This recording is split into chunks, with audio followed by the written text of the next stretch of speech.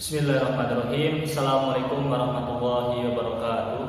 Selamat datang kembali di channel Muhammad Sufyan As-Sauri. Bagi yang sudah subscribe, saya ucapkan terima kasih. Dan bagi yang belum, silahkan tekan tombol subscribe. Karena insya Allah kedepannya kita akan membahas tema-tema yang menarik sampai khatam. Dan pada kesempatan kali ini, tema yang akan kita kaji yaitu keutamaan berilmu, ya, keutamaan kita memiliki ilmu. So, tetap stay tune di sini terus ya.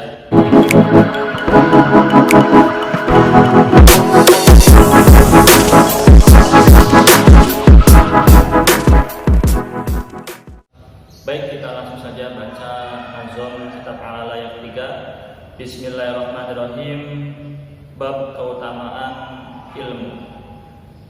Ta'allam fa innal ilma zainun li ahlihi wa fadlun wa inwanun li kullil mahamidi. Ta'allam, ingatlah kalian, fa innal ilma, karena sesungguhnya ilmu itu zainun li ahlihi, menghiasi pemiliknya, wa fadlun, dan memberikan keutamaan, wa inwanun, dan menjadi tanda, likulil mahamidi, bagi setiap hal yang terpuji. Nah, hadirin wal hadirat rahimakumullah, para alim ulama dan teman-teman semua, pada pembahasan kali ini kita akan menjelaskan, ya, sama-sama belajar seperti apa sih kalau misalkan orang itu memiliki ilmu, ya, keutamanya seperti apa. Nah, kalau kita lihat, ya, dalam kehidupan sehari-hari, orang-orang yang memiliki ilmu itu dimuliakan oleh orang lain. Contohnya seperti dokter. Dokter itu memiliki ilmu yang tidak gampang didapatkan, ya. Bahkan kalau misalkan kita kuliah ke fakultas kedokteran, itu terkenalnya mahal. Kalau misalkan anaknya kuliah kedokteran, terkenalnya biasanya mahal. Nah, lulusannya dihormati di masyarakat, gitu ya. Ketika berobat, bahkan semenit, 2 menit dibayar mahal. Nah, itu dari sisi profesi, satu profesi, yaitu kedokteran. Kemudian dosen atau guru dihormati mahasiswa dan siswanya itu karena ilmu. Jadi seseorang kalau misalkan memiliki ilmu itu akan menghiasi, ya, pemiliknya di mata orang lain sebagai orang yang mulia. Tapi sekali lagi, ini efek samping, ya, otomatis gitu. Tapi tolong niatkan karena menghilangkan kebodohan dalam diri. Nah, kalau kita lihat, ya, kisah Adam ketika diciptakan, ya, oleh Allah Subhanahu wa taala dalam Quran surah Al-Baqarah ayat 30. Bismillahirrahmanirrahim. Wa idh qala rabbuka lil malaikati inni ja'ilun fil ardi khalifah. Qalu ataj'alu fiha may yufsidu fiha wa yasfiku ad-dima wa nahnu nusabbihu bihamdika wa nuqaddisu lak. Qala inni a'lamu ma la ta'lamun. Wa idh qala rabbuka, dan tatkala Allah berkata, lil malaikati inni ja'ilun fil ardi khalifah, kepada malaikat, sesungguhnya saya akan menciptakan pemimpin di muka bumi. Nah, ternyata pemimpin itu adalah kakek moyang kita semua, yaitu Adam alaihissalam. Nah, Adam ini dijadikan pemimpin karena beliau diajarkan ilmu oleh Allah. Wa 'allama Adam al-asma'a kullaha, dan Allah mengajarkan Adam asma, nama-nama, kullaha, semuanya. Jadi untuk menjadi pemimpin itu harus memiliki ilmu. Tapi catatannya, ya, orang-orang yang menuntut ilmu tadi harus untuk tujuannya ya menghilangkan kebodohan dan mendekatkan diri pada Allah, bertakwa pada Allah. Iqra bismi rabbikal ladzi khalaq. Bacalah bismi rabbikal ladzi khalaq dengan menyebut nama Allah yang menciptakan.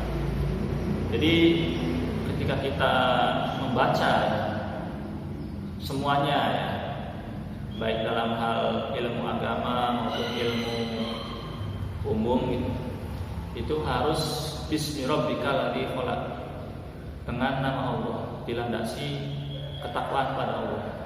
Supaya apa? Supaya nanti ilmu yang kita kuasai tadi tidak membuat sombong, berbangga diri.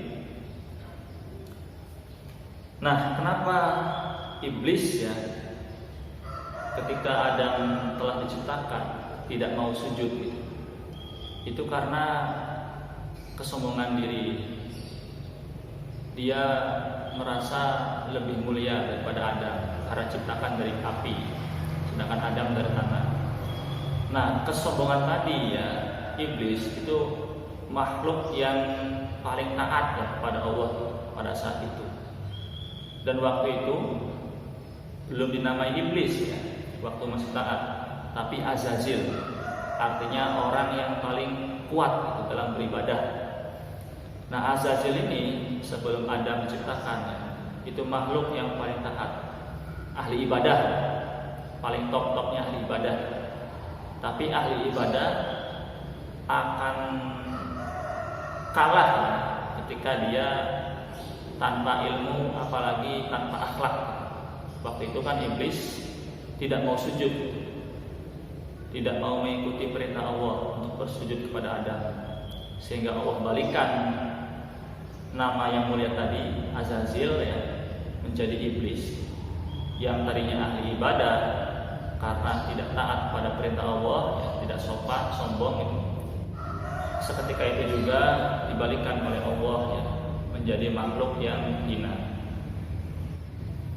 Nah, jadi gitu ya teman-teman ya. Jangan sampai kita berilmu tapi tidak dilandasi karena takut kepada Allah. Karena dalam ilmu agama itu dikenal piramida ilmu ya. Yang paling bawah ini adalah ilmu akidah. Oleh karenanya anak-anak itu harus pelajari akidah dulu ya, supaya iman mereka kuat. Kemudian step selanjutnya ketika akidah sudah kuat ya, sudah mulai kuat, itu diajarkan fikih, yaitu tentang ibadah. Nah, akhlak itu paling atas ya.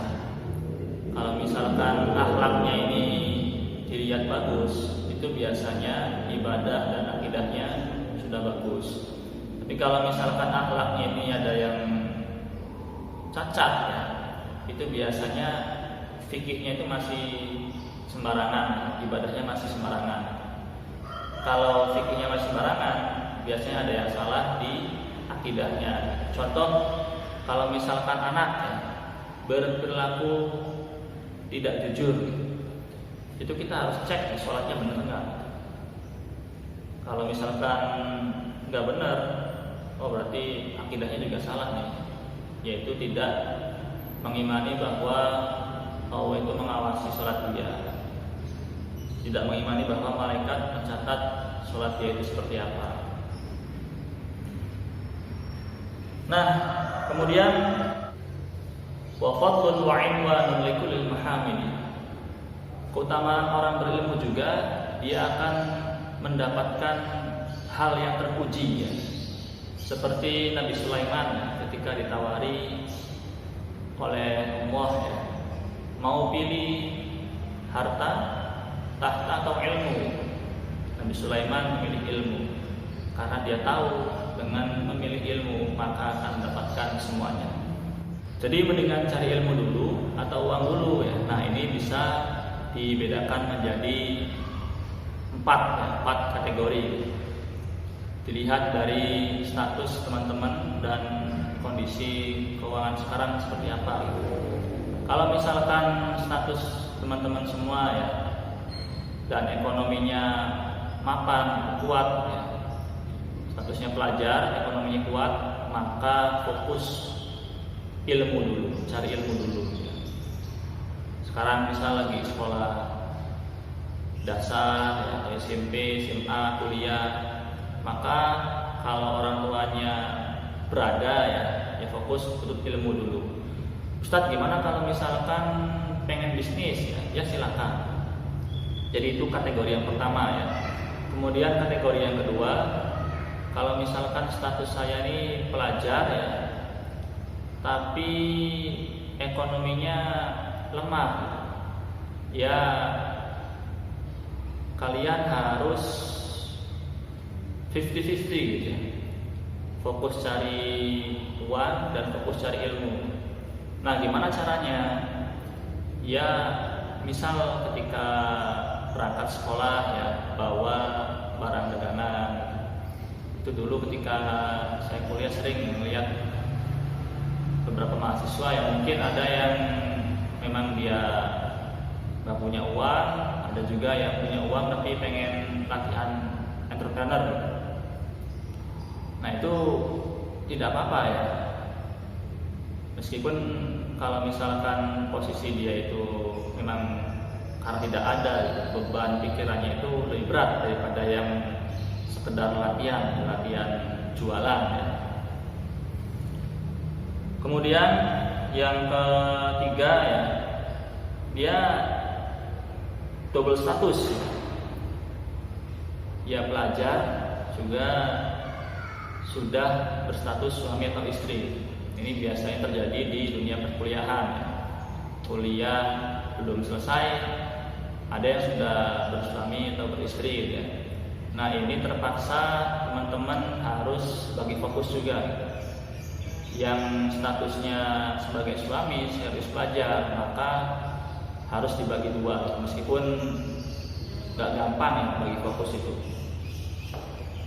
Jadi mencari ilmu harus, mencari uang juga harus untuk menafkahi istri dan anak-anaknya. Nah, bagi istri ya yang statusnya masih pelajar juga, dia juga harus melayani suaminya gitu. Di pagi hari ya juga harus fokus ke ilmu. Ketika saya mendapatkan pembinaan ya di LPDP, itu ada salah satu materi yang memotivasi ya, luar biasa, ibu-ibu. Jadi S2, S3 di Australia, sekarang menjadi dosen UI ya. Beliau bercerita ketika sedang studi ya, sambil menjadi istri juga gitu. Jadi ketika di pagi hari, beliau itu menyiapkan makanan untuk suaminya ya, kemudian memasak air sambil mengerjakan karya ilmiahnya. Jadi sebelum masak air ya, di setel dulu alarmnya ya, berapa menit gitu, supaya air ini nanti masak gitu ya, sudah matang gitu. Nah, ketika alarm tersebut berbunyi, dia langsung lari gitu ya, kemudian menuangkan ke termos, kemudian balik lagi ngetik dan kaget gitu ya. Loh, kok kenapa tadi saya ngetik baru 1 lembar, tiba-tiba jadi 3 lembar. Ternyata yang ngetik anaknya gitu ya, yang masih merangkak gitu. Tapi luar biasa gitu, bisa membagi fokus. Kemudian kategori yang keempat, dia ini sudah bukan pelajar lagi ya, atau usianya sudah dewasa, sudah berkeluarga gitu. Ya, maka fokus ke mencari uang ya, dan tetap menuntut ilmu, terutama ilmu-ilmu agama, ilmu-ilmu dasar ya. Ilmu bagaimana mendidik anak yang baik gitu, mendidik istri yang baik. Karena anak yang baik itu kan karena istrinya baik, dan istri yang baik itu karena didikan suaminya. So, bagi teman-teman ya yang bingung, tadi sudah saya sampaikan ya, beberapa kategori ya, prioritas. Tapi intinya dari 4 kategori tersebut tetap dalam hal ilmu agama dan pengembangan diri itu ada persentase untuk mencari ilmunya. Dan masing-masing dari 4 kategori ini ada yang besar, ada yang kecil, tapi tetap ya, untuk menuntut ilmu ini wajib dari mulai kecil sampai meninggal dunia. Itu saja yang bisa dapat saya sampaikan. Jika sekiranya video ini bermanfaat, silahkan share ke teman-teman yang lain, dan jangan lupa like, comment, and subscribe tombol merah bawah ini. See you on next video. Syukran ala. Assalamualaikum warahmatullahi wabarakatuh.